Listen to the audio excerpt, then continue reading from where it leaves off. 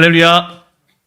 네, 오늘 사도행전 34번째 지치지 않는 열정의 소유자 바울, 이 제목을 통해서 우리 함께 은혜 나누기를 원합니다. 자, 사도행전 강의 설교 너무 길게 한다고 하는 컴플레인도 제가 많이 받았습니다. 이제 얼마 남지 않았습니다.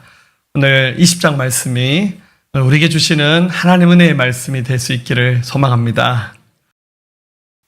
사람마다 고유의 냄새, 채취가 있습니다. 여성분들은 아무래도 화장을 하니까 가까이 가면 화장품 냄새, 향수 냄새가 제법 납니다. 남자분들은 화장품을 그렇게 많이 쓰지는 않잖아요. 근데 남자분 옆에도 가면 고유의 냄새가 있습니다. 우리 애들이 그럽니다. 아빠 옆에 가면 아빠 냄새가 난다고. 땀 냄새죠. 서양 사람들은 우리 동양인들 몸에서 마늘 냄새가 난다고 하는데 자기들은 더 이상한 냄새가 나는데, 그죠? 자, 땀 냄새, 그렇게 유쾌한 냄새는 아닐 수도 있지만 사실 저는 이런 땀 냄새가 참 좋습니다. 그 말은 그 사람이 부지런하게 만들어내는 삶의 열정의 열매라고 할 수 있기 때문입니다. 땀 흘려가며 수고하고 애쓰는 분들 옆에서 박수 쳐줘야 되고 격려해줘야 됩니다. 성경에서도 땀 흘려가며 눈물을 흘려가며 살아가는 믿음의 사람들을 향해서 응원하실 말씀들이 많이 나옵니다. 시편 126편 5절 6절 같이 읽어볼까요? 눈물을 흘리며 씨를 뿌린 자는 기쁨으로 거두리로다. 울며 씨를 뿌리러 나가는 자는 반드시 기쁨으로 그 곡식단을 가지고 돌아오리로다. 아멘. 눈물로 땀으로 심는 자는 그 순간에는 고통스럽고 힘들겠지만 얼마 지나지 않아서 계절이 바뀌며 풍성한 열매를 맺으면서 그때 땀 흘리기를 잘했다. 그때 눈물을 흘리면서 심었더니 이런 열매가 있구나라고 뒤돌아보게 될 것입니다. 주님은 눈물과 땀의 열정으로 신앙생활 하신 분들을 기뻐합니다. 습관적으로 게을러지고 늘 신세 한탄하거나 타인을 원망하는 그런 잘못된 습관에 빠져있는 태도는 우리 주님 보시기에 결코 아름다운 믿음의 태도는 아닐 줄로 믿습니다. 여러분 스스로에게 한번 질문해 보시고 여러분의 믿음의 열정들을 점수를 매겨 보십시오. 그리고 지금 얼마나 큰 열정을 가지고 주님 섬기고 있습니까? 또 교회 안에서 열정적으로 잘 섬기는 분 보면서 뒤에서 이렇게 말하죠. 나도 옛날에 그래 봤다. 너도 얼마 지나지 않아서 나처럼 식어버린다. 혹시 여러분들 그렇게 핀잔 주면서 열심히 선한 열심을 내고 있는 분들 응원하지 못하고 자신의 열정 잃어버림, 방향을 잃어버린 채 머뭇거리고 있는 자신의 믿음을 어떻게 보고 있습니까? 자, 우리가 신앙생활을 하면서 항상 뜨겁게 그 열정을 유지하면서 믿음 생활을 해야 합니다만 여러 가지 이유로 어느 순간 믿음의 열정을 잃어버린 때가 종종 있습니다. 사실 무언가 부족하기 때문에 열정을 잃어버리냐면 그렇진 않습니다. 여러분들 습관적으로 어렵다, 힘들다 이런 말 많이 하는데요. 사실 객관적으로는 우리의 삶은 분명히 더 좋아지고 있습니다. 오늘 사무처리의 결산을 보시면 좋겠지만 우리 교회도 한 해 동안 재정이 더 많이 늘어났습니다. 무슨 말이냐면 여러분들의 수입이 더 많이 늘어났다는 뜻입니다. 자꾸 얘기하죠. 옷이 없다, 신발이 없다. 오늘 교회 못 오신 분들은 다 옷이 없어서 못 오신 분들이에요. 우리가 정말로 신앙생활의 열정을 잃어버린 근본적인 이유는 뭘까요? 저는 그 이유가 우리 하나님이 그려놓으신 큰 그림, 하나님의 대의라 말합니다. 우리가 믿음 생활하면서 어느 순간 하나님의 큰 그림을 보지 못하고 너무 지나치게 자기중심적인 삶을 살다 보면 여러분들 가장 치열한 영적 전쟁이 이루어지는 공간은 사실 우리의 생각과 감정이거든요. 우리 세계관이 담겨있는 우리의 의지 속에 굉장한 영적 전쟁이 일어나고 있어요. 사단은 자꾸만 자기중심적인 삶을 살게 합니다. 그리고 우리가 처하고 있는 환경과 문제에 함몰되다 보면 하나님의 뜻을 놓쳐버립니다. 그러면 객관적으로는 우리 삶이 뭔가 좀 풍성해지고 더 풍요로워지는 것 같은데 신앙생활은 굉장히 드라이해가고 굉장히 빈약해집니다. 다시 한번 우리 인생 가운데 하나님의 뜻하심, 하나님의 일하심을 우리가 볼 수 있어야 됩니다. 여러분 특별히 인생 가운데 고난을 맞이할 때도 있습니다. 여러분 고난을 맞이하는 순간 어떤 분이 말하길 100만 불짜리 질문을 던져야 되는데 그 질문은 이 고난을 통해서 하나님이 무슨 일을 하시려 하는가? 우리 그런 질문을 던지면서 하나님 앞에 나가게 되면 어느 틈엔가 하나님의 큰 그림 대의를 보면서 우리의 잃어버렸던 열정을 되찾을 수 있는 충분한 기회를 갖게 되리라고 믿습니다. 그럼 기억하십시오. 오늘도 변함없이 성령께서 이 예배 가운데 저와 여러분들을 돕습니다. 여러분들의 잃어버린 열정들, 신앙의 길들을 되찾게 하시기를 하나 원하십니다. 주의 성령께서 오늘 시간 여러분 모두 한 사람 한 사람을 주의 빛으로 비추셔서 회복의 은혜가 임하기를 우리 주님의 이름으로 축원합니다.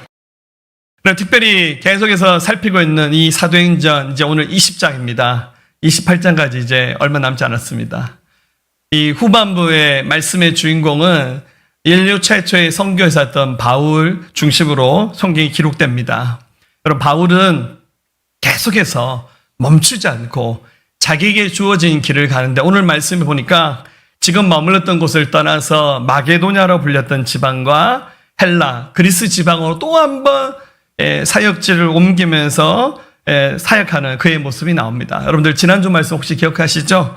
바울이 튀르키예, 터키 서부 해안에 있었던 에베소에서 사역을 하다가 드디어 다시 마게도냐로 사역지를 옮기고 그리고 그 마게도냐에서 헬라로, 헬라란 말은 그리스 아가야 지방을 당시는 헬라라고 크게 불렀습니다. 한번 지도를 보시면 여러분들 보시는 지도 왼쪽이 바로 튀르키예 서부 해안가 에베소에서 바울이 약 3년간 사역을 했습니다. 이제 3차 선교 기간 동안 3년 동안 사역을 하다가 그리고 지난주 말씀 기억하시죠? 거기서 폭동이 일어나가지고 에베소 극장에 갇혀서 그의 동력자를 잃어버릴 뻔했던 엄청난 고난이 한번 지나갔습니다. 여러분 이 정도의 고난이 지나가면 멘탈이 완전히 다 탈탈 털리는 거죠. 그래서 완전히 그냥 낙심하고 마음의 두려움으로 가득 차서 에이 모르겠다 성경 모르고 다 때려쳐버리고 그냥 집으로 갈란다 이렇게 조금 마음의 자세를 낮출 수 있거든요.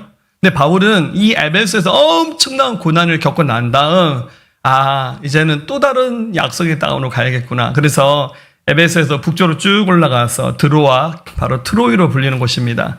드로아에서 배를 타서 이 에게를 건너서 그리스의 북쪽 지방인 마게도냐 그리고 그 아래 지방인 헬라로 불렸던 그리스 아가야 지방으로 바울이 사역지를 옮겨서 지금 사역을 합니다. 우리 1절에서 3절 말씀 보면 나와 있죠. 소요가 그침에 바울은 제자들 불러 권한 후 이 소요란 말은 지난주 있었던 에베소 교회에서 있었던 폭동 사건입니다.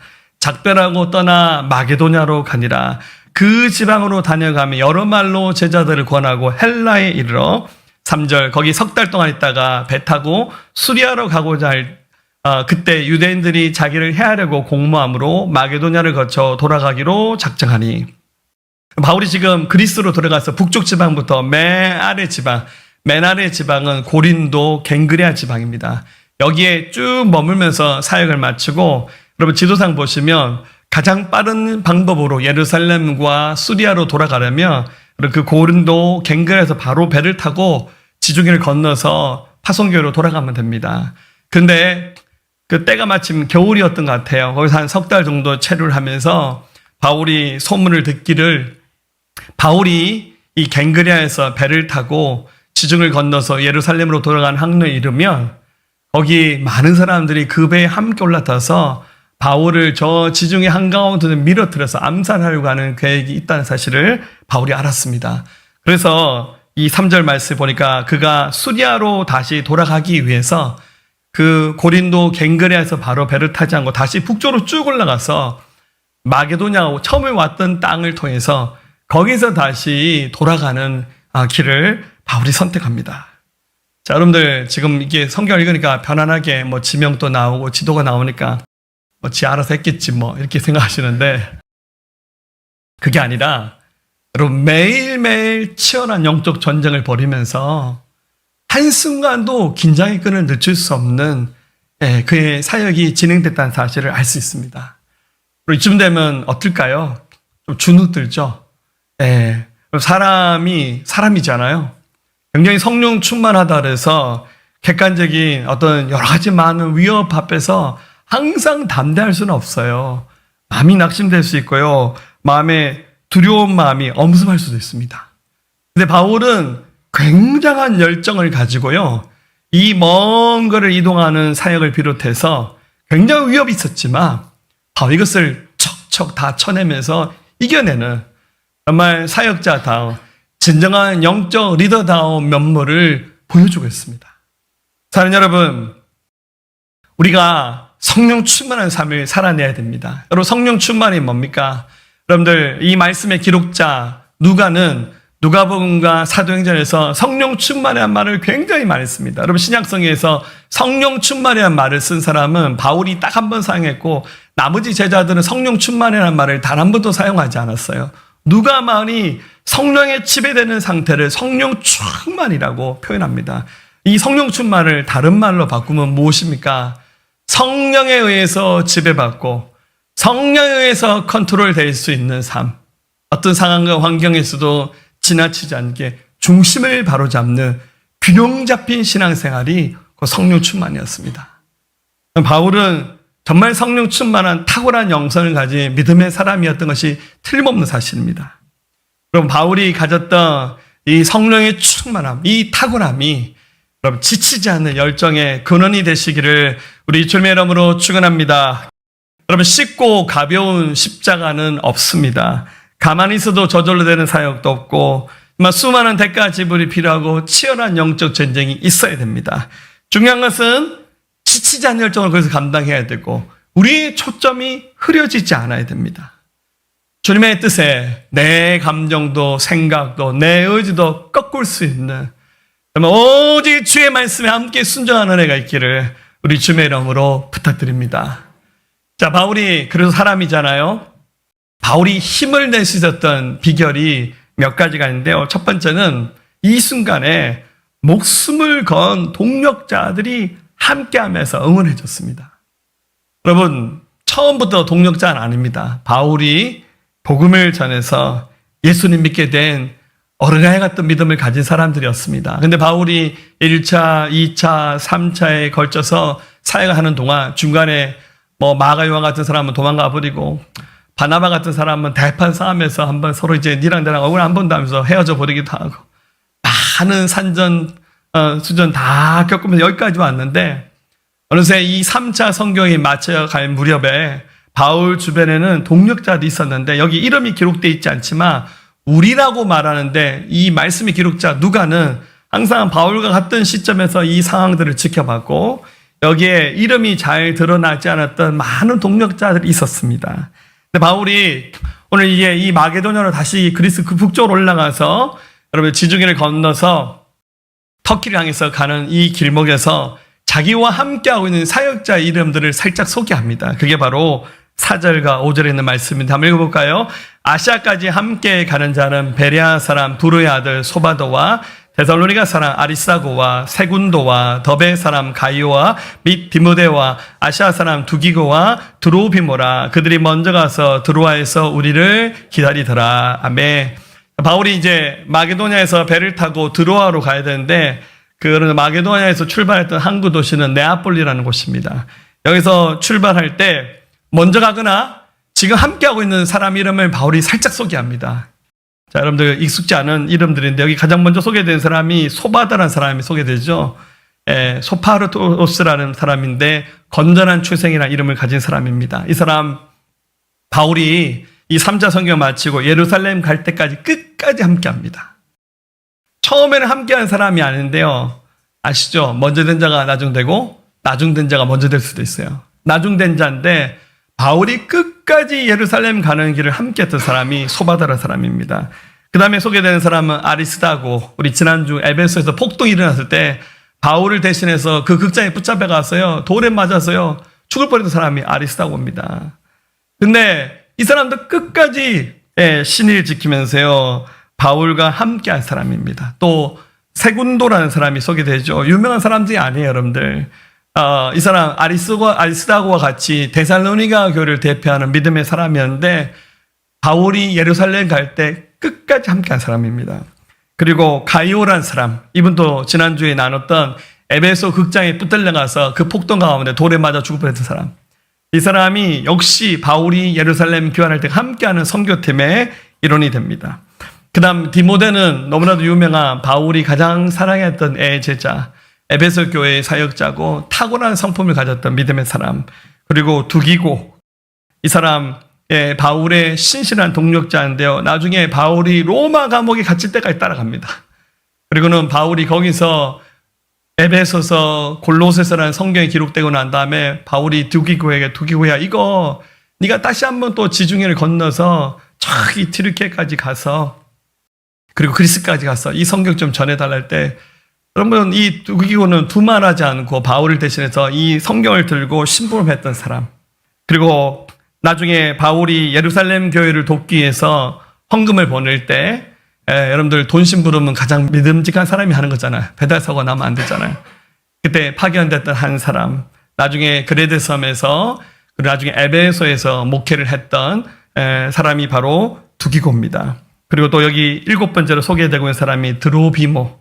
이 사람 에베소 출신의 사역자인데 이 사람도 결국 바울과 끝까지 예루살렘까지 함께하면서 나중에 이 성경 헌금을 전달하는 역할을 했던 사람이 바로 드로비모입니다. 나중에 이 사람이 오늘 성경에 잠깐 나오는 밀레도라는 곳에서 건강이 약해서 쓰러졌을 때 바울이 이 사람을 두고 선교를 갑니다. 그래서 바울이 못내 아쉬워하면서 이 드로비모라는 사람이 괜찮을까 걱정하는 장면이 디모데후서 4장에 나오죠.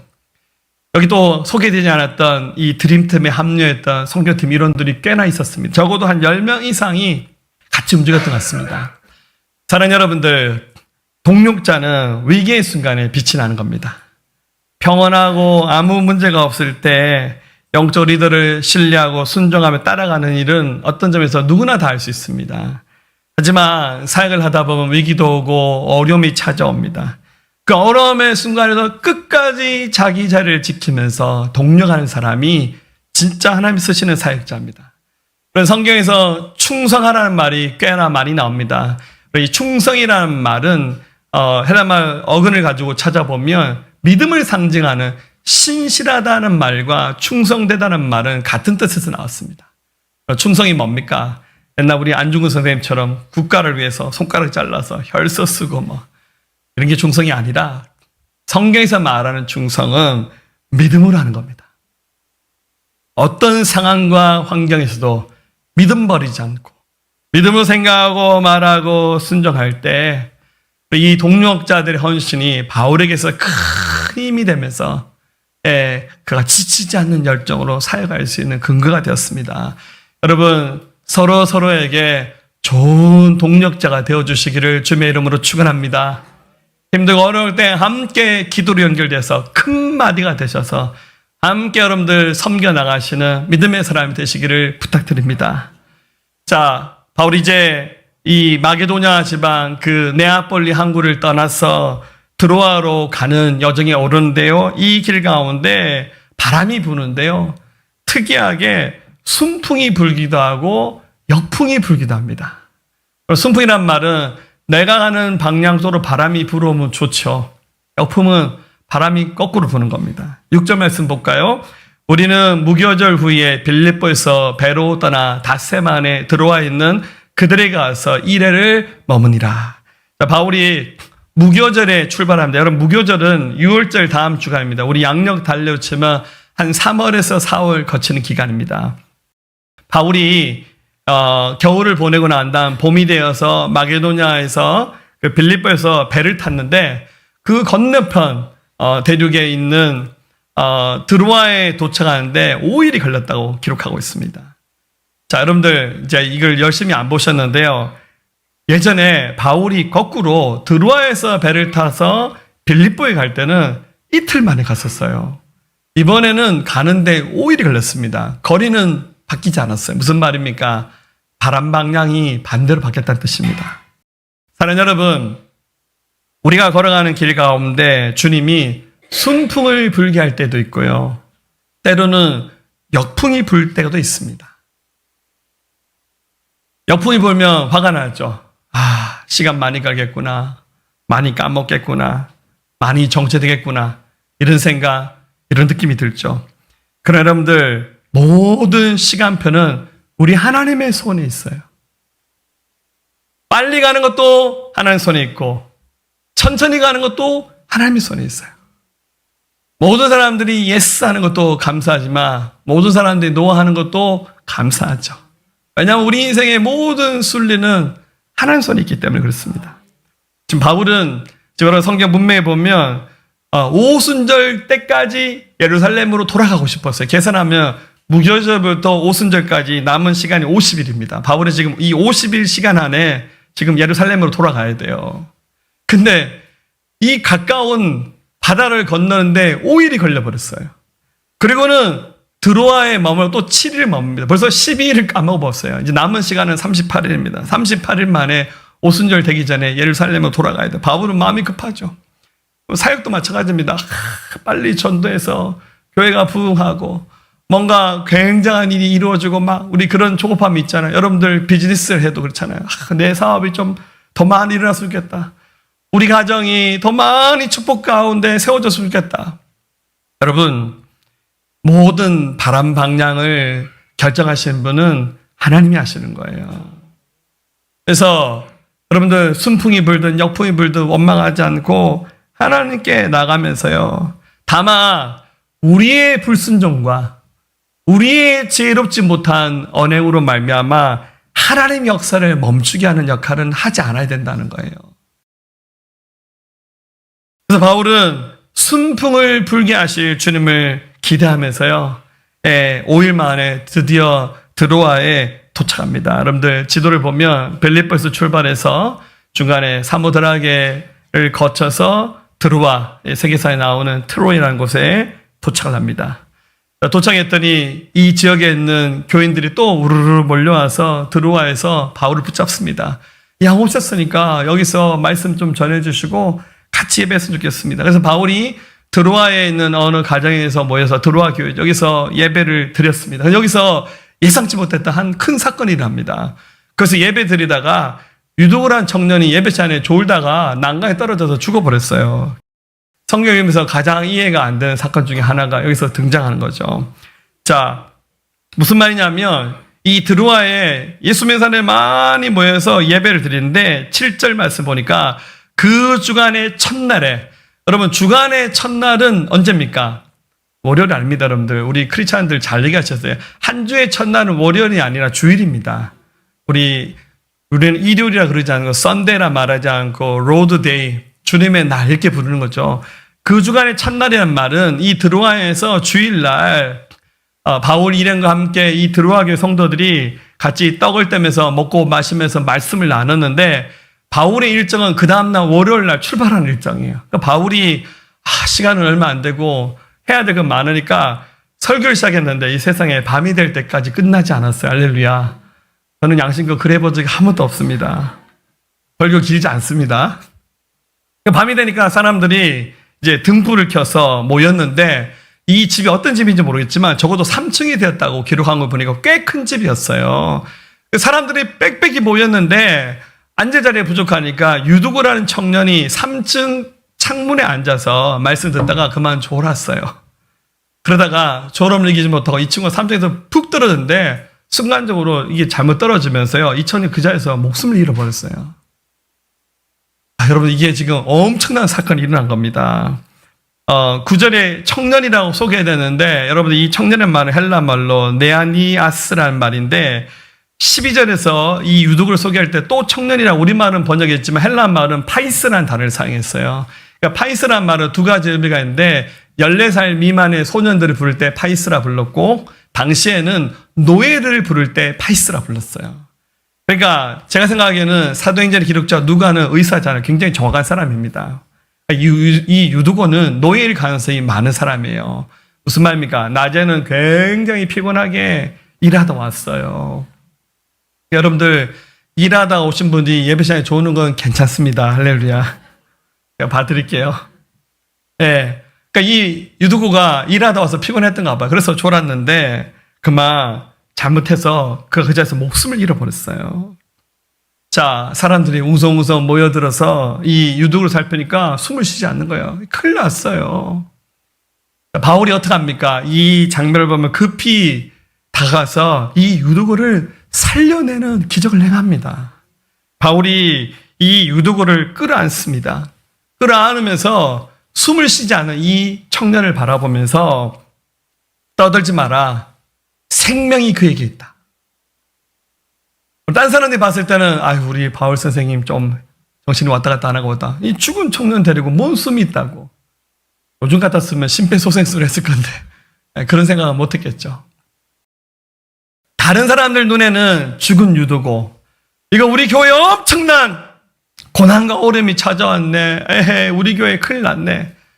이렇게 얘기했겠지만 바울의 눈에는 그게 아니라 떠들지 마라. 생명이 그에게 있다. 하나님이 하실 큰일이 바울의 눈에는 보였어요. 그가 뭐라 말했겠습니까? 10절 말씀, 11절, 12절 말씀 보니까 여기 누가가 이 장면을 기록하지 않았지만 분명히 이렇게 말했을 겁니다. 예수 그리스도의 이름으로 유두고는 살아날지어다. 아마 이렇게 말했을 것입니다.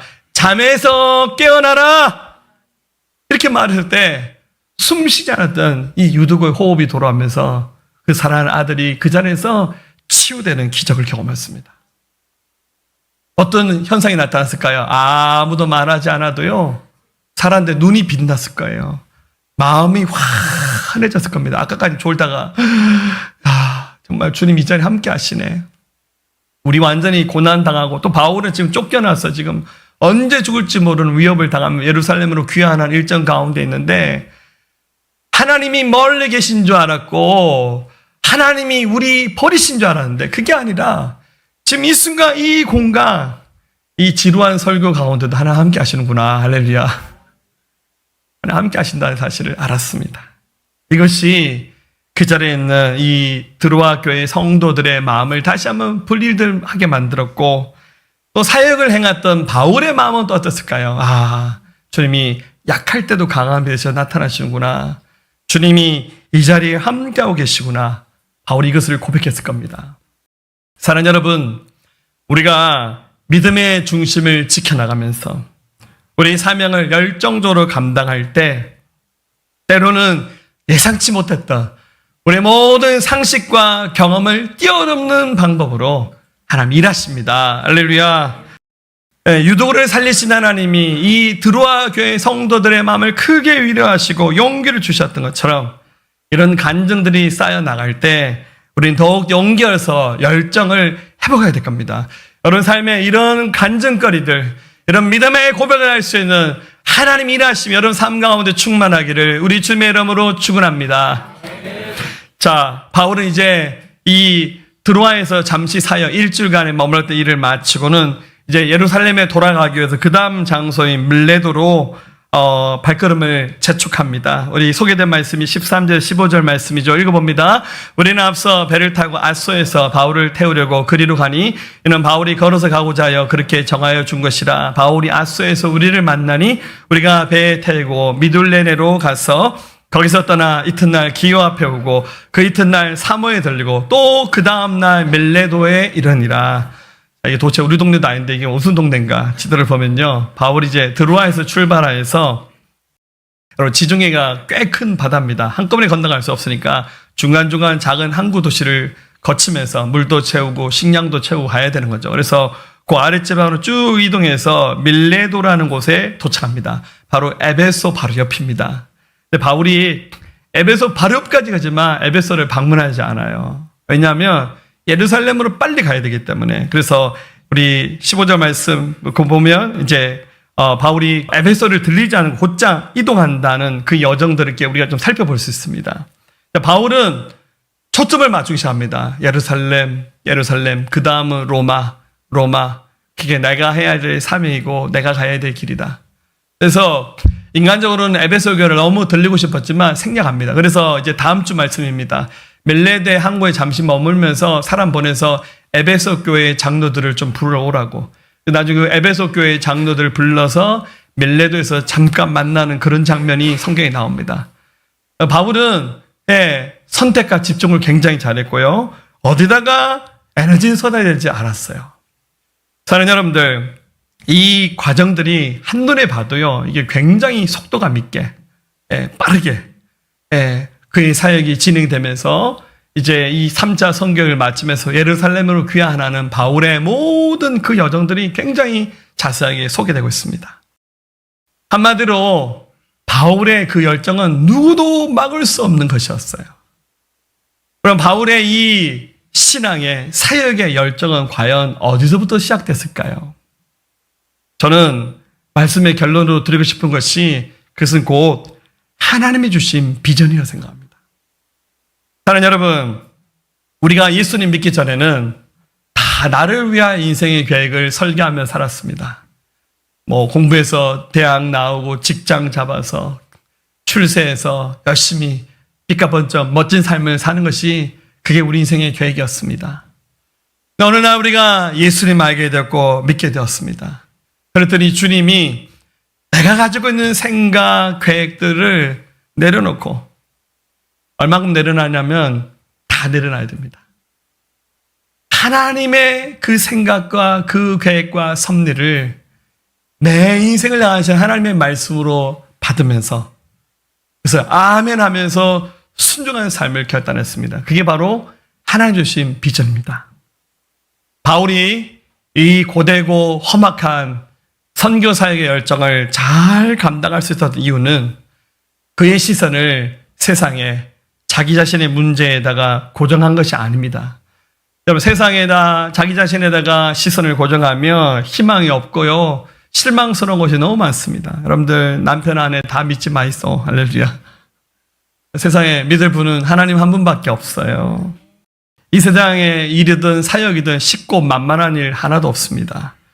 우리를 낙심시킬 만한 일 얼마나 많습니까? 그런데 바울이 열정을 가지고 이 일을 감당할 수 있던 이유는 하나님이 자기에게 보여준 그 비전에 모든 초점을 모았다는 겁니다. 저는 신학교를 졸업하고 사역을 시작할 때 그때 한국 나이로 26 나이에 교육전사로 사역을 시작했습니다. 그리고 30살에 꽤 이른 나이에 12월 19일이라고 계산하면 2005년 10월 19일 제가 어릴 때 자랐던 모교에서 담임 목사로 사역을 시작했습니다.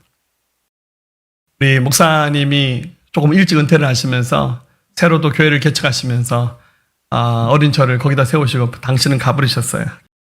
목사님만 얘기하셨을 때 목사님 여기서 전 못합니다.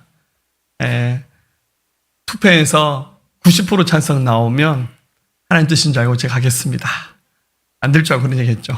목사 하는 말이 야 여기가 공산당이냐 어떻게 90% 나오냐고. 공산당이나 90% 나온다고. 60%만 나오면 주님 뜻인 줄 알아요. 아니요 저 목사님 저는 90% 나와야 잘 합니다.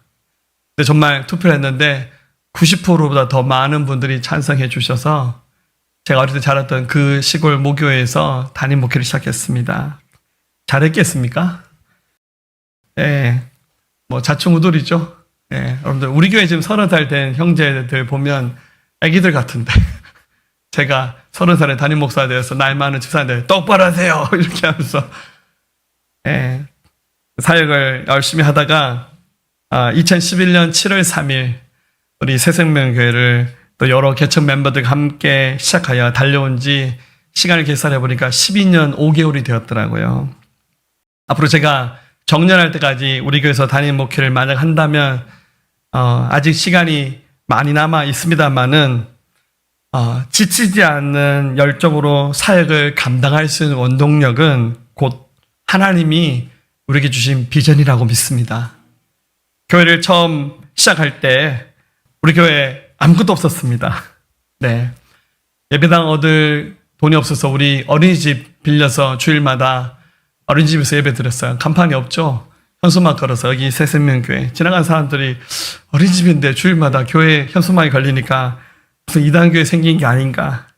우리 교회, 효자교회 근처에 있는데 주일마다 커피 마실 데가 없으니까 효자교회 쪼르륵 가서 커피 마시니까 효자교회 성도들이 희한하다. 주일마다 이상한 사람들 우르르 가서 커피 마시네. 우리 교회 주변에 집 있는 사람 아무도 없었어요. 새벽기도 나와서 한 명도 없죠. 교회 근처 집 있는 사람이 없는데 뭐. 아마 자가 소유 집 가진 사람들 거의 없었습니다. 저희 사택 얻을 돈도 없어서 집도 못 구하고 있었죠. 그렇지만 성도들에게 늘 하는 말이 저에게 주신 꿈 얘기를 했습니다. 나에게는 꿈이 있습니다. 나에게는 꿈이 있습니다.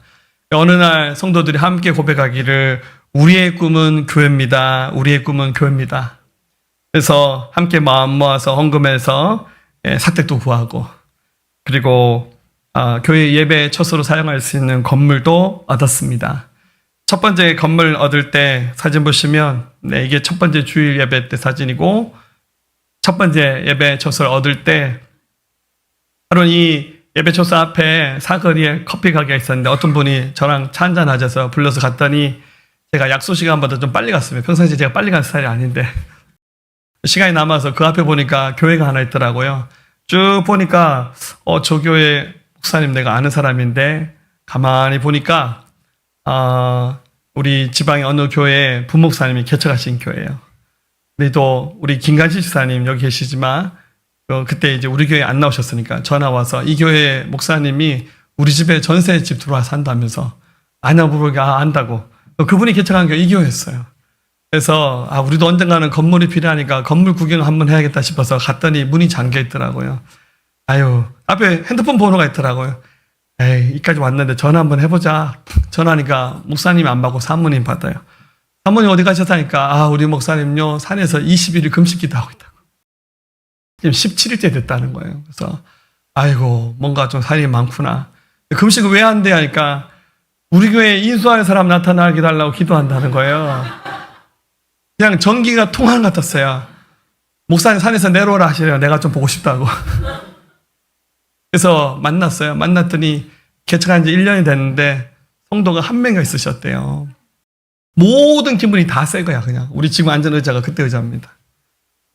이거 주님이 우리한테 주시는 거구나. 목사님 우리 교회가 여기 인수할 테니까 그냥 팔고 갔어. 그래서 좀 우리가 할 수 있는 최선의 정성을 다해서 목사님에게 인테리어 있는 비용을 주면서 우리 첫 번째 예배당을 얻어서 교회를 시작했습니다. 이게 아마 거의 전교인 사진입니다. 아마 노방전도하면서 주일날 찍은 사진입니다. 네, 그리고 난 다음 얼마 지나지 않아서 벌써 그 공간이 차면서 두 번째 공간으로 이사를 갔습니다. 네, 우리 나와서 같이 예배하면서 함께 예배했고 그리고 지금의 이 공간으로 하나님이 보내주셨습니다. 여러분 우리가 돈이 있어 한 것도 아니고 권력이 있어 한 것도 아니고 우리 교회 서울시장 우리 포항시장에 나온 것도 아니고 국회의원이 나온 교회도 아닙니다. 평범한 소시민들이 모인 교회입니다. 제가 했나요? 아닙니다. 우리 소수의 사역자 했습니까? 아닙니다. 주님이 하셨습니다. 무엇보다 주님의 비전에 순종한 모두의 열정들이 만들어낸 결과입니다. 12년 전에 함께 하셨던 분이나 지난주에 등록하신 분이나 우린 다 이 새생명교회 일원이 되었습니다. 우리의 성공, 우리의 가정과 생업의 성공은 주님이 주신 선물입니다. 교회가 누리는 축복과 성도가 누리는 축복은 반드시 비례합니다. 교회가 축복 가운데 살아가는데 성도의 삶이 가난해질 수 없고 거꾸로입니다. 우린 절대 교만해져서는 안 됩니다. 겸손하게 하나님이 주신 축복을 흘려보내면서 우리의 삶을 하나님의 비전에 정조준해야 됩니다. 바울 보십시오. 이런 역경과 어려움에서도 무너지지 않고 예루살렘을 향하여, 왜냐하면 그의 마지막 사역이 예루살렘으로 돌아가서 로마로 가서 땅끝까지 복음 전하는 것이 자신의 사역이기 때문에 바울은 그 다음 거쳐야 될 것인 밀레도를 향해서 갑니다. 16절에 바울이 아시아에서 지체하지 않기 위하여 에베소를 지나 사랑하는 에베소 교회 성도들을 만난 것처럼 생략하고 배 타고 가기를 작정하였으니 이는 될 수 있는 대로 오순절 안에 예루살렘에 이르려고 급히 가미르라. 사랑하는 여러분들, 여러분 무엇에 집중하고 있습니까? 무엇에 모든 삶의 에너지를 쏟고 있습니까? 확인하는 방법 쉽습니다. 여러분들이 어디다 돈을 쓰고 있는지, 어디에다가 시간을 쓰고 있는지만 보면 답이 금방 나옵니다. 죄송하지만 내가 제일 소중하다고 값지다고 생각한 것에 우리 인생을 투자하고 있는 거죠. 아무리 땀을 한 바가지 쏟을 만큼 열심히 뭔가를 열심히 열정적으로 한다 할지라도 그럼 그것이 하나님의 큰 그림, 하나님의 대의에 맞는 것이 아니라면 죄송하지만 그거 인생 잘못 살고 있는 겁니다. 여러분이 가지고 있는 그 열정이 하나님의 열심이 아닌 인간적인 여러분의 욕심에서 비롯된 열정이라면 죄송하지만 그런 바람을 빼야 됩니다. 나의 비전, 나의 열정이 아닌 하나님의 비전, 하나님의 열정에 초점을 맞추시면서 세상에서 아무리 성공했다, 출세했다, 탁월했다 칭찬받을지 모르겠지만 그것이 주님의 큰 뜻에 맞지 않는다면 그러면 그 삶은 결코 박수받을 수 있는 믿음의 길은 아닐 겁니다. 다시 한번 일어나십시오. 주님의 비전을 봐야 됩니다. 성령으로 무장해야 됩니다. 바울과 함께했던 선교팀 일원들이 끝까지 걸어가면서 예루살렘 로마까지 저 이 세상 마지막까지 하나님 주신 그 말씀 붙잡고 이 길을 걸어갔던 것처럼 지치지 않는 열정의 소유자, 정말 주님 오시는 그날까지 승리의 길을 걸어가시는 하나님의 사람들이 되어질 수 있기를 우리 주님의 이름으로 부탁드립니다. 형제님 염려 말아요. 자매님 슬퍼 말아요. 우리 주님께 기도해요. 우리 주님만 사랑해요. 형제님 염려 말아요. 자매님 슬퍼 말아요. 우리 주님께 기도해요. 우리 주님만 사랑해요. 형제님 염려 말아요. 형제님 염려 말아요. 자매님 슬퍼 말아요. 우리 주님께 기도해요. 우리 주님만 사랑해요. 형제님 염려 말아요. 형제님 염려 말아요. 자, 우리 손을 들고 갈까요? 자매님 슬퍼 말아요. 우리 주님께 기도해요. 우리 주님만 사랑해요. 아버지 집에 거할 곳 많으니 내쳐서 예비하시니 그날에 반드시 나를 영접하시니 내 마음에 근심 없어요.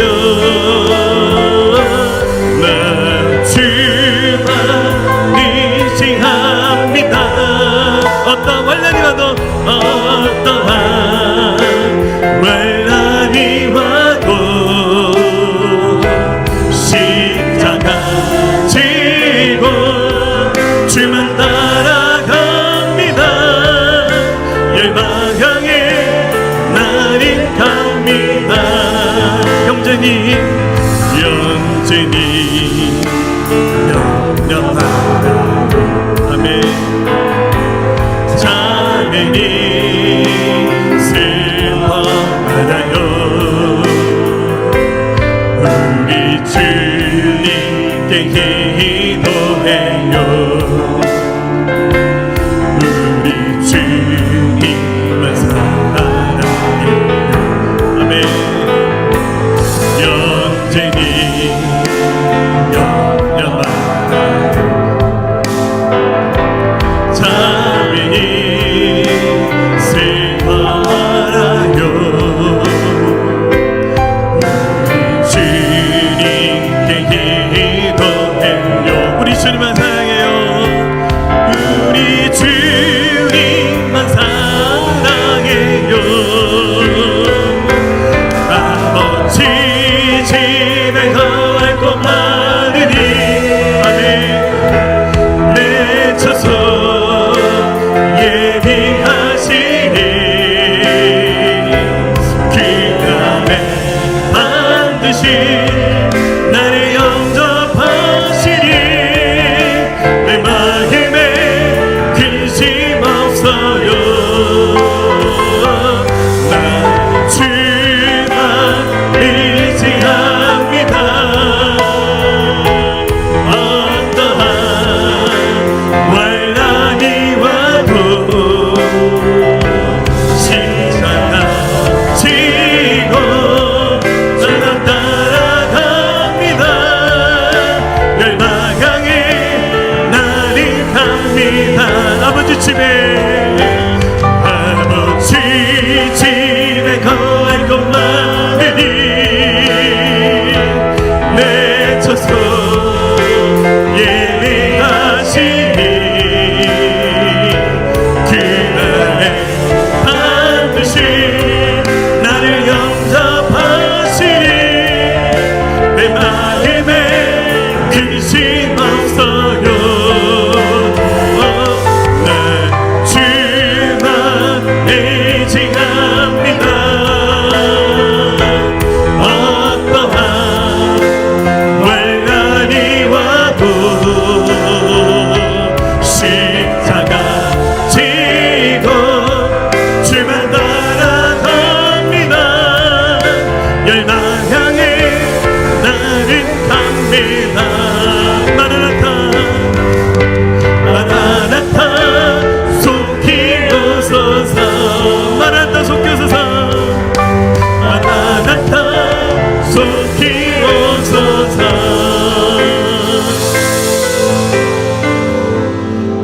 이제는 우리 주 예수 그리스도의 은혜와 하나님 아버지의 무한하시고 극진하신 사랑하심과 성령님의 감화감동 내주 역사 충만 교통하심이 오늘 다시 한번 열정의 믿음을 회복하기를 결단하고 고백한 사랑하는 성도들의 심령 가운데 이들 가정과 일터와 나라 민족과 모든 야방과 우리 새생명교회 지금부터 영원토록 함께 하옵시기를 간절히 축원하옵나이다. 아멘.